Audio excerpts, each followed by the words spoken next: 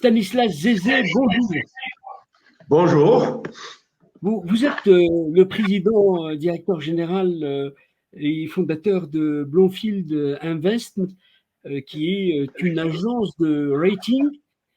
D'abord, comment, après 14 ans d'existence, ça montre une certaine solidité de votre modèle économique et quelle est la structure de votre entreprise? Comment fonctionne-t-elle?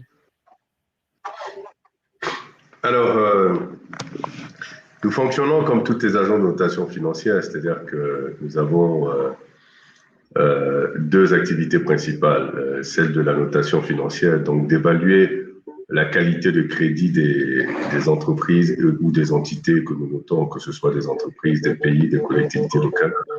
Donc, l'objectif, c'est d'établir leur capacité et leur volonté à faire face aux obligations financières.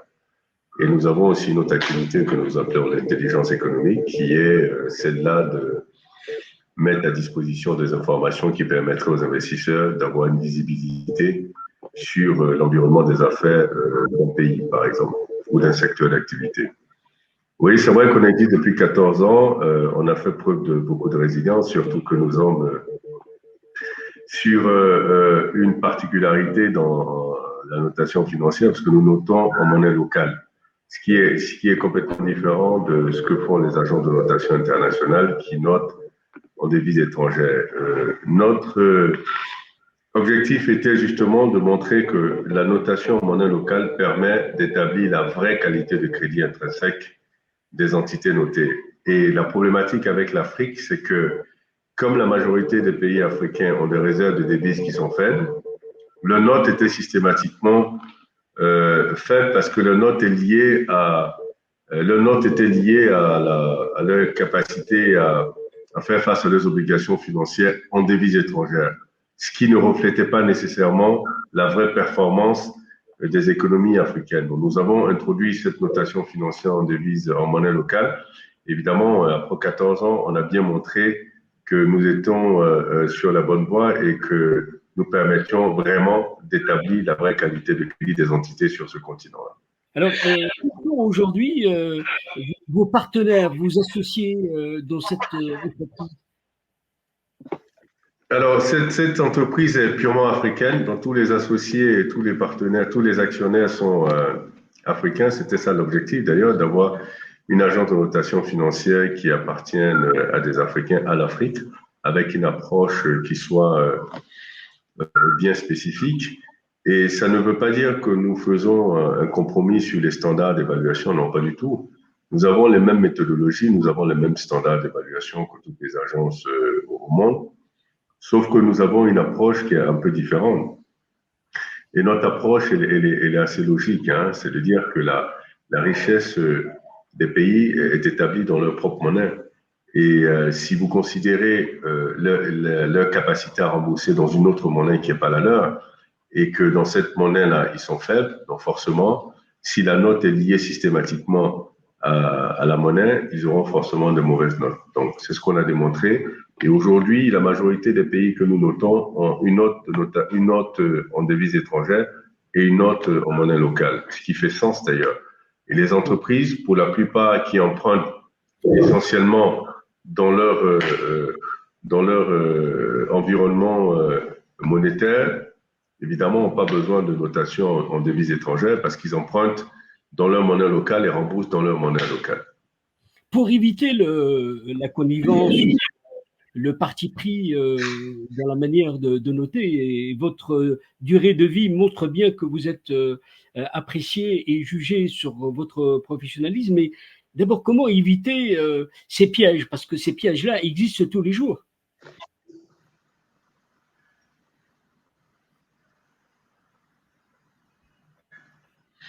Oui, vous savez qu'on ne peut pas tricher dans la notation financière. Et, alors, ouais, je disais qu'on ne peut pas tricher dans la notation financière. Évidemment, à un moment donné, le marché comprendra que vous sortez des opinions qui sont farfelues. Donc, c'est le marché qui finalement va vous juger. Donc, si vous dites que quelqu'un a une capacité de remboursement qui est très élevée et vous la justifiez par écrit, c'est facile à justifier. Mais si en réalité cette personne a une qualité de crédit faible, sur le marché, en pratique, ça va se savoir. Donc évidemment, vous perdez votre crédibilité.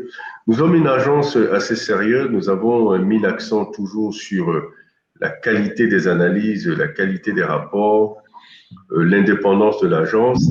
Évidemment, pour pouvoir rester 14 ans avec une très bonne réputation et aujourd'hui un niveau de notoriété qui soit reconnu à travers le monde, c'est parce que justement nous faisons les choses correctement. Et nous allons aujourd'hui, nous intervenons sur tout le continent africain et également en Europe, spécialement en France et en Angleterre. Donc, nous exportons notre expertise en dehors du continent africain. Alors, quelle est votre articulation les autres acteurs? Comment vous fonctionnez? Parce que c'est aussi une affaire de beaucoup de confiance dans la manière de fonctionner, le système de régulation. Écoutez, nous sommes agréés sur plusieurs marchés. Nous sommes agréés sur le marché de l'UEMOA par l'autorité de régulation des marchés. Nous sommes agréés dans la CEMAC, nous sommes agréés au Rwanda et en ce moment, nous sommes dans un processus d'agrément européen également. Donc, sur la majorité des marchés, nous avons des agréments qui nous permettent permettent à nos notes d'être reconnus. Et au-delà de ces agréments-là, nous avons évidemment une politique d'implantation qui, de plus en plus, est en train de s'affirmer. Nous avons aujourd'hui plus de 100 entités, toutes catégories confondues dans notre portefeuille. Nous avons à notre actif plus de 2000 notations depuis que nous existons. Donc, évidemment, c'est un système qui est assez solide. Nous avons de très bonnes références de notation, notamment des pays de l'UEMOA, de la CEMAC, des banques sur tout le continent, des assurances, des réassurances, des corporates, des entités publiques, des collectivités locales et des instruments financiers. Donc, nous sommes solidement implantés en Afrique et nous sommes en train vraiment de prendre une très, très grande part de marché sur le continent. Et nous avons décidé aussi de nous exporter sur le continent européen et éventuellement sur le continent américain. Vous êtes au plus près du marché, donc à l'écoute de l'univers de l'entreprise et des acteurs économiques. Aujourd'hui, avec la pandémie, est-ce que la donne a changé pour vous? Comment les choses se passent et quelles sont, puisque vous avez l'outil de la notation et du suivi, comment vous voyez les éléments déstructurants dans cette crise pour les entreprises et pour les acteurs économiques? Alors, en réalité, je crois que c'est plutôt une bonne période pour les agents de notation financière parce que avec cette pandémie, il s'ensuit une crise économique. Donc, les pays africains en général ont montré une faible résilience à l'exception de certains. Donc, ça veut dire qu'aujourd'hui, le marché des capitaux va certainement devoir se mettre en branle pour permettre de refinancer les économies africaines. Donc, aujourd'hui, il va falloir monter patte blanche pour pouvoir accéder à tous ces financements-là. Donc, la logique de la notation financière devient de plus en plus permanente sur le marché des capitaux en Afrique. Et c'est aussi l'opportunité pour les Africains de revoir leur modèle économique qui s'est avéré plutôt moins résilient et de certainement commencer à mettre l'accent, c'est vrai, continuera à emprunter, mais mettre l'accent aussi sur leur capacité à générer des revenus à travers le système fiscal. Donc, élargir leur base fiscale pour avoir beaucoup plus de revenus, ce qui permettrait certainement de réduire, si vous voulez, la course à l'emprunt. L'endettement est un mécanisme nécessaire et important dans la gestion budgétaire d'un État, mais ça ne devrait pas être la source principale de revenus. Donc, oui, il est important aujourd'hui avec... Mais aujourd'hui, on assiste à un emballement de la dette, c'est-à-dire que c'est un vrai problème. Quelles sont les projections possibles autour de cette problématique? Je crois qu'aujourd'hui, c'est surtout le service de la dette qui commence à poser un problème pour les pays africains. Le stock de la dette n'est pas vraiment une problématique importante. C'est le service de la dette et vis-à-vis de qui sont endettés ces pays africains. il y a une exposition assez importante aux devises étrangères qui commence à être inquiétante. Et le service de la dette devient de plus en plus lourd parce que dans beaucoup de pays, vous avez entre 60 et 80% des revenus qui sont justement absorbés par le remboursement de la dette. Donc, ça veut dire que les pays rentrent dans un cercle vicieux d'emprunter pour rembourser, ce qui, à un moment donné, va plus être soutenable. Donc, aujourd'hui, il est important que les pays africains revoient leur façon de s'endetter, déjà de commencer de favoriser l'endettement en monnaie locale, donc de travailler sur des réformes pour développer les marchés locaux, les marchés régionaux, pour les rendre plus profonds. Et la deuxième chose, c'est aussi emprunter seulement quand c'est nécessaire et emprunter pour des projets lucratifs. Parce qu'évidemment, emprunter pour investir dans du social qui n'est pas lucratif, forcément, crée des dépenses supplémentaires. Donc, il y a toute une politique à revoir sur la façon de s'endetter et surtout de se rassurer que les pays travaillent sur formaliser leurs économies, les transformer déjà et les formaliser également, de sorte à avoir des bases fiscales beaucoup plus larges pour que les revenus primaires, qui sont les revenus fiscaux, soient beaucoup plus importants pour permettre à ces pays-là justement de réduire leur endettement. Avez-vous ressenti un renversement, en tout cas, des choix, notamment avec cette crise, autour de la santé, autour de secteurs qui sont aujourd'hui, qui se sont révélés au cœur de la crise, des éléments essentiels pour le bien-être des sociétés? Écoutez, malheureusement, non, pas vraiment. Je pensais que justement, cette crise allait créer un choc et on allait voir une dynamique chez les pays africains, une dynamique dans repenser le modèle économique, dans penser un nouveau paradigme économique. Évidemment, peut-être qu'ils le font, mais en tout cas, ça ne se sait pas. Ce n'est pas forcément ce qui ressort de leurs interventions. J'ai comme l'impression que on reste dans la même logique, c'est dire que c'est une crise passagère, c'est une conjoncture, elle passera, et ensuite on continue business as usual. Ce qui ne devrait pas être le cas. Ce qui devrait être le cas aujourd'hui, c'est de repenser. Cette crise est quelque chose de très important parce que ça vient rappeler aux pays africains, après 61 ans, pour la plupart d'indépendance, sont encore fragiles. Sont fragiles parce qu'ils ne sont pas encore des pays industrialisés, ne sont pas des pays qui ont transformé les économies, sont encore des pays qui restent dans une logique de pays rentiers qui exportent leurs matières premières et collectent des fonds. Aujourd'hui, il est important de développer le marché domestique. Et le développement de ce marché domestique par les entreprises locales va passer par une transformation de l'économie. Et Oui, ça, mais pour l'instant, la transformation, on en parle, mais ce n'est jamais tout à fait à l'ordre du jour. justement, c'est ce qui nous paraît un peu surprenant parce qu'aujourd'hui, je crois que ça me paraît tout à fait évident, c'est une question de survie. Ce n'est même plus une question de choix de modèle économique, c'est une question de survie. Donc, on espère peut-être on va présumer que pour l'instant, ils sont en train de gérer le quotidien de cette crise, mais il est très important que les pays africains commencent à anticiper sur de longues périodes. Et cette anticipation, évidemment, il faut communiquer là-dessus. Et il faut commencer à mettre en place les réformes qu'il faut et commencer à agir dans cette logique de transformation des économies et de nouveaux paradigmes économiques. C'est extrêmement important parce que c'est une question de survie. Votre expertise est attendue, en tout cas, sur le climat des affaires. C'est-à-dire qu'est-ce que vous voyez, les éléments qui bougent? Quels sont les éléments qui vont dessiner peut-être les tendances à venir? Je crois que sur le climat des affaires, beaucoup de pays ont fait énormément d'efforts dans une logique d'être de plus en plus attractifs en reformant leur code d'investissement, en investissant beaucoup dans les infrastructures économiques pour attirer les investisseurs, en faisant un certain nombre de réformes. Mais évidemment, beaucoup reste à faire, surtout sur le plan de la gouvernance.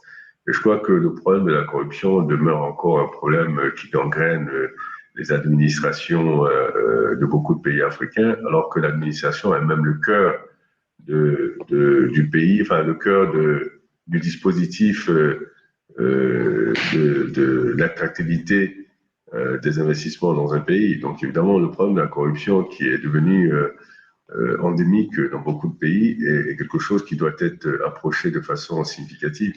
Je crois que certains pays ont décidé de l'affronter avec la digitalisation, ce qui est un mécanisme qui permettrait certainement d'éviter les relations entre êtres humains pour réduire de façon significative la corruption. Mais c'est un problème qui est très important et qui devait être pris extrêmement sérieusement avec une vraie volonté politique de justement améliorer la gouvernance de sorte à rendre les pays africains beaucoup plus attractifs. Parce que ces éléments, malheureusement, demeurent des éléments qui accentue la mauvaise perception du risque que les investisseurs étrangers ont sur l'Afrique et même les investisseurs régionaux et locaux. Donc, ce sont des mesures qui doivent être prises à bras le corps de sorte à améliorer l'environnement des affaires. Mais il y a un début d'effort de la part des pays africains, mais il faut que ce soit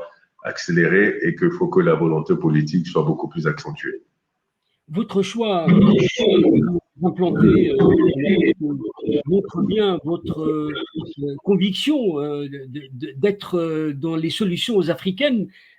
Aujourd'hui, avec cette crise, et surtout si on positionne tous les éléments du paradigme, c'est-à-dire que le FMI, la Banque mondiale, les bailleurs de fonds et les acteurs locaux, les entreprises, les banques, l'univers financier, comment sentez-vous les tendances dans ce domaine?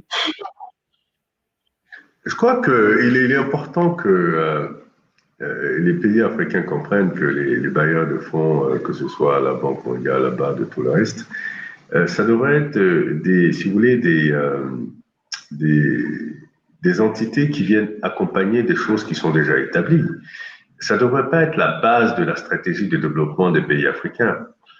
Il va falloir que les pays africains se reconcentrent sur leur économie domestique en essayant de développer leur secteur privé. C'est le secteur privé qui développe un pays à travers la création de richesses, la création d'emplois et la création de valeur. Donc, il faut revenir aux basiques du développement économique et il faut que les pays africains apprennent à compter sur eux-mêmes d'abord. Hein. L'aide de développement, c'est quelque chose de vraiment complémentaire, hein, que ce soit la dette ou l'aide de développement, c'est vraiment complémentaire. Il faut avoir une stratégie qui soit basée sur développer les compétences locales, développer les entreprises locales, renforcer les capacités, leur permettre d'arriver à un niveau où elles peuvent justement, celles-là qui vont absorber la demande publique, absorber la demande extérieure. L'accent doit être mis sur l'économie domestique. Il est important que les pays africains contrôlent leur économie domestique. Vous regardez dans la majorité des pays africains, 95%, entre 90 et 95% du tissu économique est constitué de PME locales qui ne contribuent entre 18 et 20% du PIB. Cette tendance doit être renversée. Et pour ça, il faut avoir une vraie volonté politique de faire des entreprises locales des championnes de l'économie locale. Et c'est de ça qu'il s'agit. Donc, la Banque mondiale. Il faut les bailleurs de fonds, c'est il faut peut-être. Oui, c'est ce que j'ai dit. Enfin, la fiscalité, il ne s'agit pas d'augmenter le taux de fiscalité, il s'agit d'élargir la base fiscale. On peut avoir des taux de fiscalité bas avec une base fiscale très large et engranger beaucoup plus de revenus que si on avait des taux d'imposition très élevés. Les taux d'imposition très élevés, ça entraîne la fraude. Et c'est ce qu'on constate dans beaucoup de pays d'ailleurs. 10% de l'économie est taxée fortement avec une pression fiscale énorme. Évidemment, vous vous retrouvez dans des situations où les gens trouvent des mécanismes de fraude. Il est important de vraiment réfléchir à formaliser l'économie pour élargir de façon significative. Vous regardez un pays comme les États-Unis, c'est le pays qui taxe le plus au monde. Tout est taxé, justement, ça permet à tout le monde si vous voulez, de payer ses taxes sans avoir à frauder. Parce que les taux d'imposition sont faibles. Dans les pays africains, les taux d'imposition sont suffisants, sont assez élevés. Et la pression, elle est toujours mise sur ceux qui payent. Donc évidemment, il n'y a aucune incentive pour ceux qui ne payent pas, enfin qui sont dans l'informel, de rentrer dans le formel. Donc c'est quelque chose sur lesquels les pays africains ont réfléchi pendant longtemps, mais il est peut-être temps d'agir maintenant. Les structures informelles, on sait où elles sont, puisque leurs activités sont prises en compte dans le PIB, donc on sait où elles sont. Maintenant, il s'agit de mettre en place une gouvernance qui soit suffisamment rigoureuse pour pouvoir formaliser ces économies-là. Oui, pour conclure, aujourd'hui, on ne peut s'empêcher de penser global et de réagir local et inversement. C'est-à-dire qu'aujourd'hui, avec la géopolitique perturbée qu'on observe un peu partout, est-ce que cela va avoir des répercussions dramatiques pour les pays, pour ce que vous dites, cette réalité domestique de chaque pays africain, notamment? Mais je crois que justement, cette géopolitique perturbée devrait inciter les Africains à se consolider eux-mêmes. C'est-à-dire que consolider en tant que pays et consolider en tant que continent. Aujourd'hui, il y a beaucoup de barrières qui empêchent l'Afrique de se développer, mais ces barrières sont des barrières établies par les Africains eux-mêmes. Il faut commencer à lever les barrières de visa, les barrières, enfin un certain nombre de barrières douanières qui d'ailleurs à travers les caps vont certainement être levées, mais par exemple les marchés des capitaux sont cloisonnés, vous avez des marchés des capitaux qui sont très cloisonnés, donc tout petits, il est important de baisser toutes ces barrières. Les monnaies ne sont pas convertibles en elles-mêmes, c'est un blocage dans le commerce intra-africain. Toutes ces barrières ont besoin d'être levées. Aujourd'hui, les Africains doivent être dans une logique panafricaniste avec des marchés qui soient des marchés globaux. Un marché africain serait une aubaine pour tout le continent. Avoir un seul marché, avoir une seule monnaie, avoir les mêmes politiques commerciales serait une aubaine. Évidemment, il y a des étapes pour y arriver, mais il va falloir commencer sérieusement à agir et agir rapidement. L'Afrique est déjà trop en retard pour prendre le temps de faire les choses. Il va falloir aller un peu plus rapidement. Il y a de la volonté, mais sauf que bon, ben, cette volonté n'est peut-être pas suffisamment forte pour pouvoir faire tomber les barrières. Il y a tant de sujets à traiter avec vous. Stanislas Gégé, je rappelle que vous êtes le fondateur et le PDG de Bloomfield Investment. Je vous remercie d'avoir été avec nous et nous avoir permis d'avoir une vision de cette Afrique que vous chérissez si bien. Merci pour votre temps et je vous remercie. Ce serait toujours un plaisir d'échanger avec vous. Merci beaucoup. Au revoir. Merci. Au revoir.